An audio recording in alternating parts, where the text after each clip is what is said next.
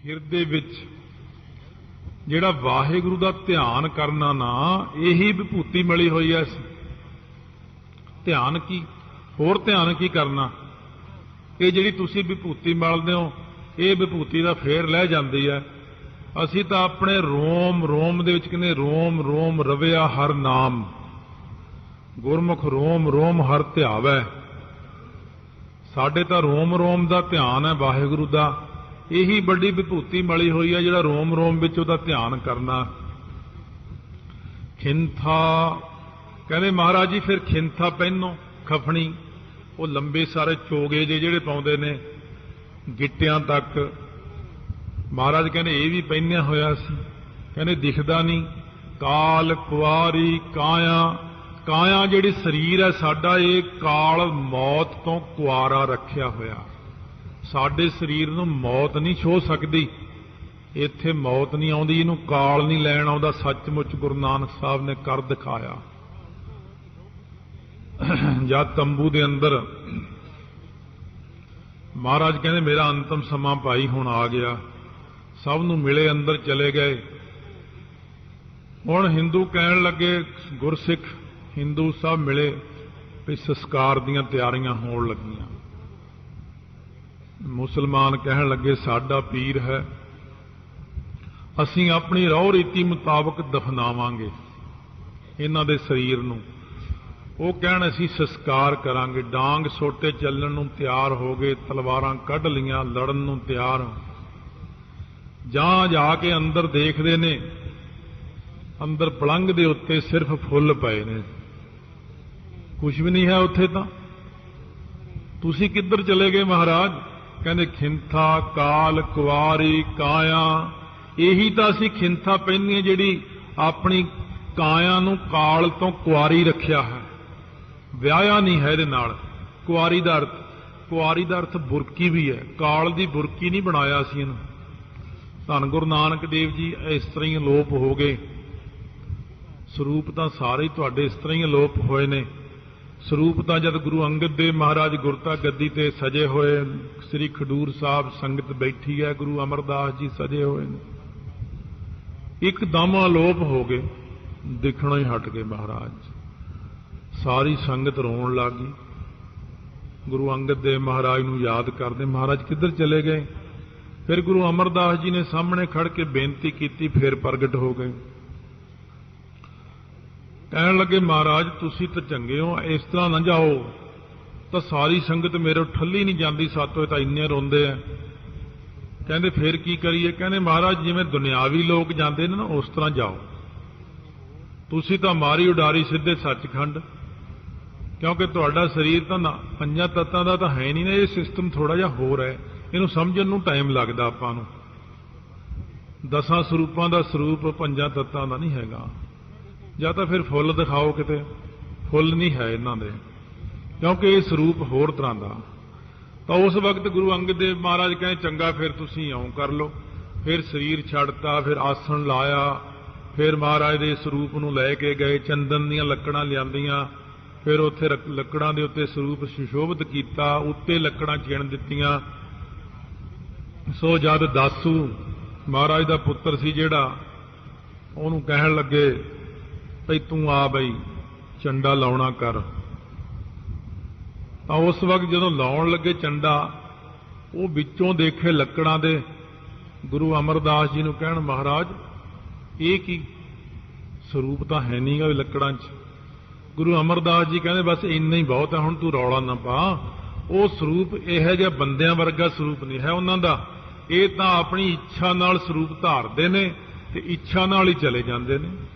ਇਸ ਕਰਕੇ ਮਹਾਰਾਜ ਕਹਿੰਦੇ ਜਿਹੜਾ ਸਾਡਾ ਸਰੀਰ ਹੈ ਨਾ, ਜਾਂ ਸਾਡੇ ਗੁਰਸਿੱਖਾਂ ਦਾ ਵੀ ਸਰੀਰ ਹੈ, ਇਹ ਬਾਣੀ ਪੜ੍ਹਨ ਵਾਲਿਆਂ ਦਾ ਸਰੀਰ, ਇਹ ਕਾਲ ਤੋਂ ਰਹਿਤ ਹੁੰਦਾ ਹੈ। ਕਾਲ ਇਹਨਾਂ ਨੂੰ ਲੈਣ ਨਹੀਂ ਆਉਂਦਾ। ਸੋ ਬਾਬਾ ਸੋਹਣ ਸਿੰਘ ਜੀ ਵਿਧੀ ਚੰਦੀਏ ਮਹਾਂਪੁਰਸ਼, ਭਾਈ ਵਿਧੀ ਚੰਦ ਦੀ ਅੰਸ ਬੰਸ ਵਿੱਚ ਜਿਹੜੇ ਹੋਏ ਨੇ, ਜਦ ਉਹਨਾਂ ਨੇ ਸਰੀਰ 1975 ਛੱਡਿਆ ਸੀ ਤਾਂ ਬਾਬਾ ਕਰਤਾਰ ਸਿੰਘ ਜੀ ਖਾਲਸਾ ਉਦੋਂ ਉੱਥੇ ਕੋਲ ਸੀ, ਬੁਲਾ ਲਿਆ ਸੀ ਉਹਨਾਂ ਨੇ। ਕਹਿੰਦੇ ਆ ਜਾਓ ਕਰਤਾਰ ਸਿੰਘ, ਹੁਣ ਮੈਂ ਜਾਣਾ ਸੱਚਖੰਡ ਨੂੰ। ਡਾਕਟਰ 6-7 ਕੋਲ ਬੈਠੇ ਆ। ਕਹਿੰਦੇ ਡਾਕਟਰੋ ਚੈੱਕ ਕਰ ਲਓ ਭਾਈ ਮੇਰੀਆਂ ਨਬਜ਼ਾਂ, ਉਹ ਨਬਜ ਦੇਖਦੇ ਨੇ, ਲੱਤਾਂ ਵਿੱਚ ਤਾਂ ਕਹਿੰਦੇ ਹੈ ਹੀ ਨਹੀਂ ਕਿਤੇ, ਬਾਹਾਂ ਵਿੱਚ ਵੀ ਨਬਜ ਨਹੀਂ ਚੱਲਦੀ, ਮਹਾਰਾਜ ਇੱਥੋਂ ਵੀ ਖਤਮ ਹੋ ਗਈ, ਛਾਤੀ ਵਿੱਚ ਵੀ ਕੁਝ ਨਹੀਂ ਹੈਗਾ, ਸਿਰ ਵਿੱਚ ਵੀ ਕੁਝ ਨਹੀਂ, ਸਰੀਰ ਪੂਰਾ ਡੈੱਡ ਪਿਆ, ਪਰ ਫੇਰ ਵੀ ਬੋਲ ਰਹੇ ਨੇ। ਕਹਿੰਦੇ ਮੈਂ ਇੰਨੇ ਕੁ ਥਾਂ 'ਚ ਹੀ ਬੈਠਾ, ਹੁਣ ਬਸ ਮੈਂ ਕਰਤਾਰ ਸਿੰਘ ਨਾਲ ਗੱਲਾਂ ਕਰਨੀਆਂ, ਫਿਰ ਅਸੀਂ ਜਾਣਾ ਹੈ। ਗੁਰਸਿੱਖ ਆਪਣੀ ਮਰਜ਼ੀ ਨਾਲ ਆਪਣੇ ਸਰੀਰ ਨੂੰ ਛੱਡਦਾ, ਜੀ ਕਰੇ ਫੇਰ ਉੱਠ ਕੇ ਬੈਠ ਜਾਣ। ਜਦ ਬਾਬਾ ਸ਼੍ਰੀ ਚੰਦ ਲਖਮੀ ਦਾਸ ਰੋਣ ਲੱਗ ਪਏ, ਬੇਨਤੀ ਕੀਤੀ, ਗੁਰੂ ਨਾਨਕ ਦੇਵ ਜੀ ਫੇਰ ਆ ਗਏ, ਫੇਰ ਪ੍ਰਗਟ ਹੋ ਗਏ। ਕਹਿੰਦੇ ਕੀ ਗੱਲ ਭਾਈ ਤੁਸੀਂ ਰੋਂਦੇ ਹੋ? ਸ਼੍ਰੀ ਚੰਦ ਕੀ ਗੱਲ ਹੋ ਗਈ? ਕਹਿੰਦੇ ਮਹਾਰਾਜ ਤੁਹਾਡੇ ਜਾਣ ਤੋਂ ਬਾਅਦ ਸਾਨੂੰ ਗਿਆਨ ਹੋਇਆ, ਸਾਨੂੰ ਰੋਟੀ ਕੌਣ ਦੇਵੇਗਾ? ਮਹਾਰਾਜ ਕਹਿੰਦੇ ਪਹਿਲਾਂ ਜਿਹੜੀ ਤੁਸੀਂ ਅਰਦਾਸ ਕੀਤੀ ਹੈ ਇੱਕ ਘੜੀ ਲਈ ਦਰਸ਼ਨਾਂ ਦੀ, ਇੱਕ ਘੜੀ ਦਰਸ਼ਨ ਦੇਵਾਂਗੇ।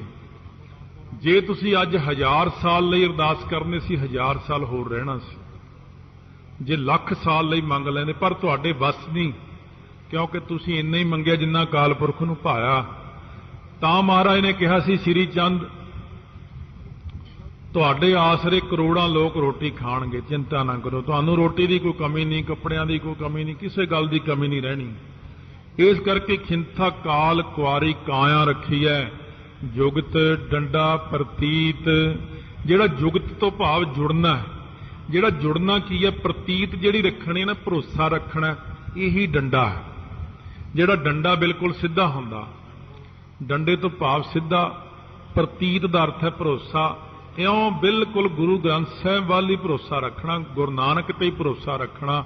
ਮਹਾਰਾਜ ਕਹਿੰਦੇ ਇਹੀ ਸਾਡੇ ਕੋਲ ਡੰਡਾ ਹੈ, ਜਿਹੜਾ ਵਾਹਿਗੁਰੂ ਤੇ ਸਾਡਾ ਭਰੋਸਾ ਜਿਹੜਾ ਨਾ 100% 16 ਆਨੇ ਪੂਰਾ ਭਰੋਸਾ ਹੈ। ਇਹੀ ਡੰਡਾ ਰੱਖਣਾ ਚਾਹੀਦਾ ਸਿੱਖ ਨੂੰ ਆਪਣੇ ਪਾਸ। ਹੋਰ ਡੰਡਾ ਕਿਹੜਾ? ਭਰੋਸੇ ਰੂਪ ਡੰਡਾ ਰੱਖੋ। ਆਈ ਪੰਥੀ ਸਗਲ ਜਮਾਤੀ, ਜਿਹੜਾ ਆਈ ਹੋਈ ਹੈ ਜੋਤ ਸਾਰਿਆਂ ਦੇ ਵਿੱਚ, ਇਹੀ ਸਾਡੀ ਜਮਾਤ ਹੈ। ਕਿਹੜੀ? ਇਹੀ ਸਾਡਾ ਪੰਥ ਹੈ ਕਿ ਜਿਹੜਾ ਸਾਰਿਆਂ ਵਿੱਚ ਵਾਹਿਗੁਰੂ ਦੀ ਜੋਤ ਨੂੰ ਦੇਖਣਾ ਹੈ, ਇਹੀ ਸਾਡਾ ਪੰਥ ਹੈ, ਇਹੀ ਰਸਤਾ ਹੈ। ਸਗਲ ਜਮਾਤੀ, ਜਿਹੜੇ ਸਾਡੇ ਜਮਾਤੀ ਨੇ, ਸਾਧੂ ਸੰਤ ਮਹਾਤਮਾ ਸਾਧ ਸੰਗਤ, ਇਹੀ ਸਾਡੀ ਜਮਾਤ ਹੈ। ਹੋਰ ਕਿਹੜੀ ਜਮਾਤ ਹੈ? ਆ ਜਿਹੜੇ ਤੁਸੀਂ ਲਈ ਫਿਰਦੇ ਹੋ 100 ਕੁ ਜੋਗੀ ਚੇਲਾ ਇਕੱਠਾ ਕਰਕੇ, ਸਾਡੀ ਇੰਨੀ ਕੀ ਜਮਾਤ ਨਹੀਂ, ਸਾਡੀ ਤਾਂ ਸਾਰੀ ਸਾਧ ਸੰਗਤੀ ਜਮਾਤ ਹੈ। ਮਹਾਰਾਜ ਸੱਚੇ ਪਾਤਸ਼ਾਹ ਫਿਰ ਮਨ ਨੂੰ ਜਿੱਤਣਾ ਵੱਡਾ ਕੰਮ ਹੈ। ਦੇਖ ਲਓ ਜੇ ਤੁਸੀਂ ਮਨ ਨੂੰ ਜਿੱਤ ਲਓਗੇ, ਇਸ ਤਰ੍ਹਾਂ ਮਹਾਰਾਜ ਕਹਿੰਦੇ ਨੇ ਮਨ ਜੀਤੈ ਜਗ ਜੀਤ। ਮਹਾਰਾਜ ਕਹਿੰਦੇ ਤੁਸੀਂ ਜਗ ਨੂੰ ਜਿੱਤਣ ਦੀਆਂ ਗੱਲਾਂ ਕਰਦੇ ਹੋ ਰਿੱਧੀਆਂ ਸਿੱਧੀਆਂ ਨਾਲ।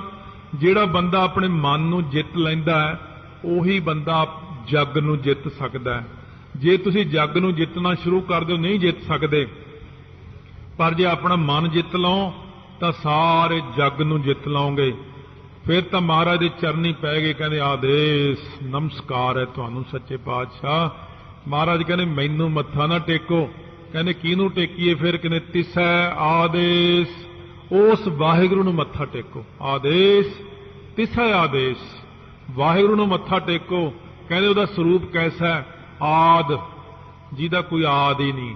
ਅਨੀਲ, ਜੋ ਨੀਲ ਹੁੰਦੀ ਮਾਇਆ, ਮਾਇਆ ਤੋਂ ਰਹਿਤ, ਨੀਲੇ ਆਕਾਸ਼ ਤੋਂ ਰਹਿਤ, ਨੀਲ ਕਲੰਕ ਤੋਂ ਰਹਿਤ, ਨੀਲ ਕਾਲਖ ਤੋਂ ਰਹਿਤ ਹੈ ਜਿਹੜੀ ਅਕਾਲ ਪੁਰਖ ਵਾਹਿਗੁਰੂ ਦੀ ਹਸਤੀ ਹੈ। ਅਨਾਦ ਅਨਆਦ, ਜਿਹਦਾ ਕੋਈ ਮੁੱਢ ਹੀ ਨਹੀਂ, ਜਿਹਦਾ ਕੋਈ ਪਤਾ ਹੀ ਨਹੀਂ ਹੈ ਕਦੋਂ ਕਦਾ, ਜੋ ਸਾਰਿਆਂ ਦਾ ਆਦ ਰੂਪ ਹੈ, ਪਰ ਉਹਦਾ ਆਦ ਕਿਸੇ ਨੂੰ ਨਹੀਂ ਪਤਾ।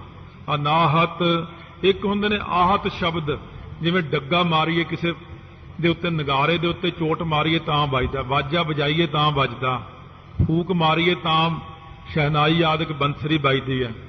ਪਰ ਤੁਸੀਂ ਤਾਂ ਅਨਾਹਤ ਤੋਂ ਬਿਨਾਂ ਵਜਾਏ ਹੀ ਵੱਜ ਰਹੇ ਹੋ, ਬਿਨਾਂ ਵਜਾਏ ਹੀ ਵਾਹਿਗੁਰੂ ਵਾਹਿਗੁਰੂ ਹੋ ਰਿਹਾ ਸੱਚਖੰਡ ਦੇ ਵਿੱਚ, ਹਰ ਜਗ੍ਹਾ ਦੇ ਵਿੱਚ। ਅਨਾਹਤ ਇੱਕ ਰਾਸੋਂ, ਹੱਦ ਤੋਂ ਰਹਿ ਤੋਂ, ਜੁਗ ਜੁਗ ਏਕੋ ਵੇਸ। ਤੁਹਾਡਾ ਜੁਗਾਂ ਜੁਗੰਤਰਾਂ ਦੇ ਵਿੱਚ ਇੱਕੋ ਹੀ ਵੇਸ ਹੈ। ਨਾ ਇਹੋ ਬੁੱਢਾ, ਨਾ ਇਹੋ ਬਾਲਾ, ਨਾ ਇਸ ਦੁੱਖ ਨਹੀਂ ਜਮ ਜਾਲਾ। ਤੁਸੀਂ ਨਾ ਬੁੱਢੇ ਹੁੰਦੇ ਹੋ, ਨਾ ਤੁਸੀਂ ਬੱਚੇ ਹੁੰਦੇ ਹੋ, ਨਾ ਤੁਹਾਨੂੰ ਮੌਤ ਆਉਂਦੀ ਹੈ। ਤੁਸੀਂ ਸਦਾ ਸਲਾਮਤ ਨਿਰੰਕਾਰ ਹੋ। ਜੁਗ ਜੁਗ ਏਕੋ ਵੇਸ, ਤੁਹਾਡਾ ਵੇਸ ਸਦੀਵ ਕਾਲ ਇੱਕੋ ਜਿਹਾ ਰਹੇਗਾ। ਪਿੱਛੇ ਵੀ ਸੀ, ਅੱਜ ਵੀ ਹੈ। ਇਸ ਕਰਕੇ ਅਸੀਂ ਤਾਂ ਕਹਿੰਦੇ ਆਦ ਸੱਚ, ਜੁਗਾਦ ਸੱਚ, ਹੈ ਵੀ ਸੱਚ, ਨਾਨਕ ਹੋਸੀ ਵੀ ਸੱਚ। ਵਾਹਿਗੁਰੂ ਵਾਹਿਗੁਰੂ।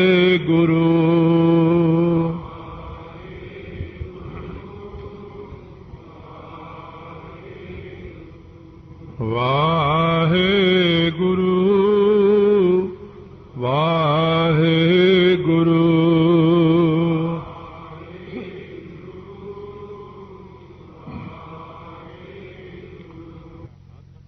ਇਹਨੂੰ ਸਿੱਧ ਕਹਿਣ ਲੱਗੇ ਤੁਹਾਨੂੰ ਅਸੀਂ ਫਿਰ ਤੁਸੀਂ ਕਾਫੀ ਚਿਰ ਦੇ ਸਜਿਓ ਆ ਕੇ ਸਾਡੇ ਕੋਲ ਇੱਕ ਭੁਗਤ ਹੁੰਦੀ ਹੈ, ਖੰਡ ਮੈਦਾ ਘਿਓ ਇਹਨਾਂ ਦੀ ਇੱਕ ਪੰਜੀਰੀ ਜੀ ਬਣਾਉਂਦੇ ਨੇ, ਭੁਗਤ ਕਹਿੰਦੇ ਨੇ ਉਹਨੂੰ।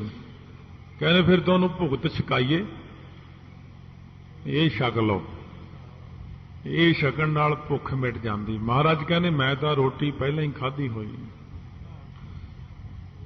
ਸੋ ਮਹਾਰਾਜ ਪੰਜਵੇਂ ਪਾਤਸ਼ਾਹ ਨੇ ਜਿਵੇਂ ਬਚਨ ਕੀਤੇ ਨੇ, ਥਾਲ ਵਿੱਚ ਤਿੰਨ ਵਸਤੂ ਪਈਓ, ਸਤ ਸੰਤੋਖ ਵਿਚਾਰੋ, ਅੰਮ੍ਰਿਤ ਨਾਮ ਠਾਕੁਰ ਕਾ ਪਇਓ, ਜਿਸ ਕਾ ਸਭ ਸਾਧਾਰੋ।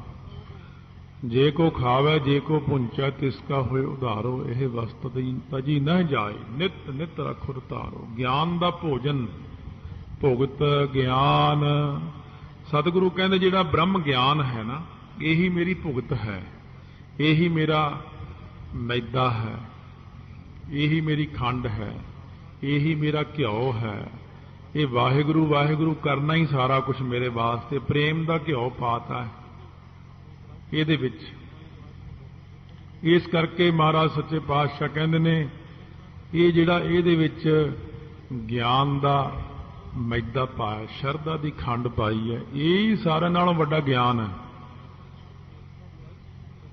ਕਿਉਂਕਿ ਇਹ ਲੋਕ ਸਮਝਦੇ ਨੇ ਵੀ ਗੁਰੂ ਨਾਨਕ ਦੇਵ ਜੀ ਨੂੰ ਕੁਝ ਖਵਾ ਕੇ ਕੁਝ ਪਿਆ ਕੇ ਆਪਣੇ ਵੱਸੀ ਕਾਰ ਕਰ ਲਈਏ, ਵੀ ਆਪਣੀ ਭੁਗਤ ਖਵਾ ਕੇ ਬਾਅਦ ਚ ਕਹਾਂਗੇ ਕਿ ਹੁਣ ਤਾਂ ਤੁਸੀਂ ਸਾਡੇ ਚੇਲੇ ਬਣ ਗਏ ਹੋ,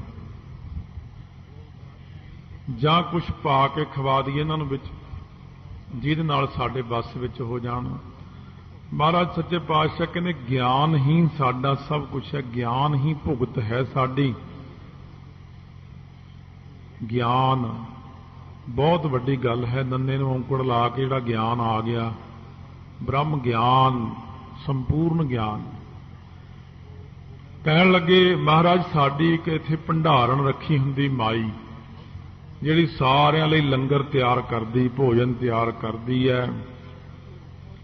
ਜਦੋਂ ਭੋਜਨ ਤਿਆਰ ਹੋ ਜਾਂਦਾ ਹੈ ਤਾਂ ਉਹ ਨਾਦ ਵਜਾਉਂਦੀ ਹੈ। ਜੋਗੀ ਲੋਕ ਫਿਰ ਨਾਦ ਵਜਾਉਂਦੇ ਨੇ। ਬਿਗਲ ਜਿਹਾ ਜਿਹੜਾ ਹੁੰਦਾ ਤਾਂਬੇ ਦਾ ਬਣਿਆ ਹੋਇਆ, ਇਹਨੂੰ ਨਾਦ ਕਹਿੰਦੇ ਨੇ।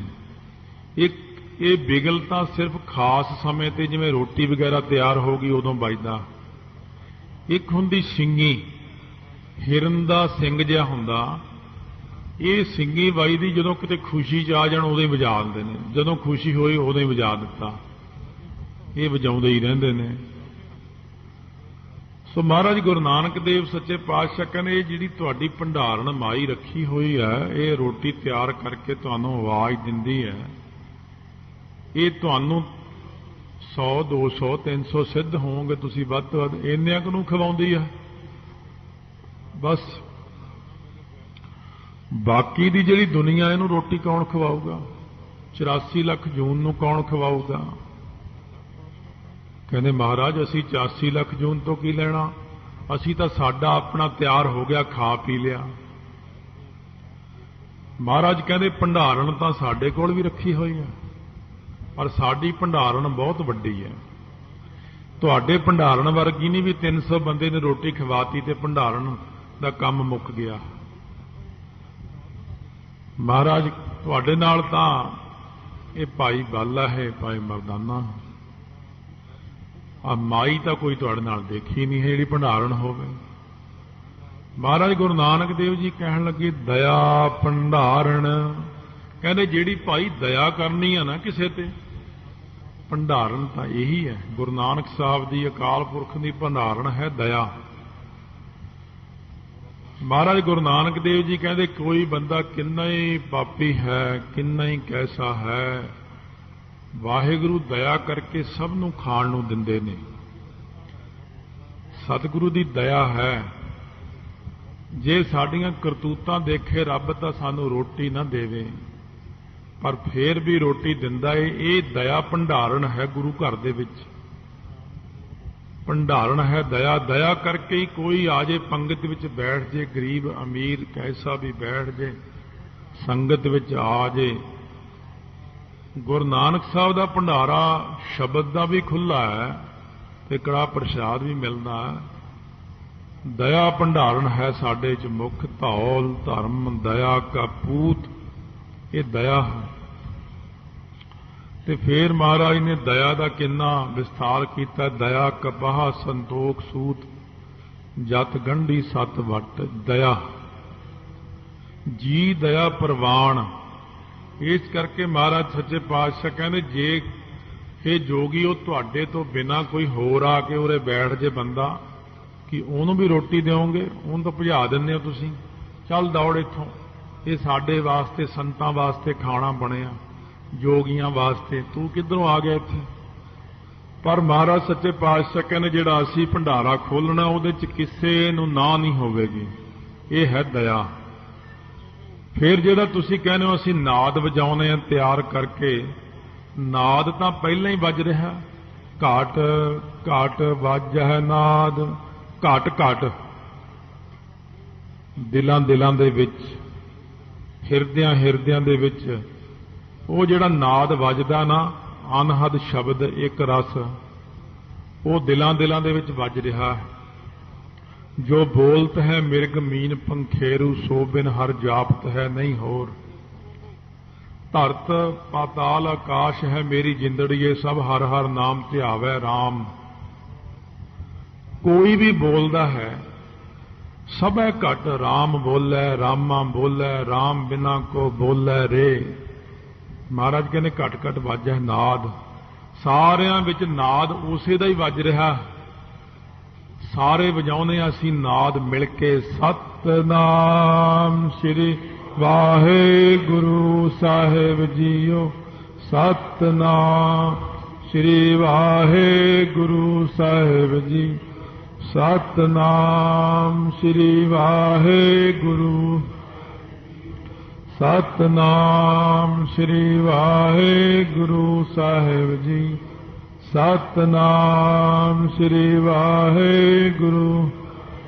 ये साडा नाद है, ये दिलां दिलां च जिहड़ा वाजा वजदा है, ये जंत जिहड़ा है वाजा है, मनुख जिहड़ा वाजा है, पशु पंछी रब दे वाजे हन।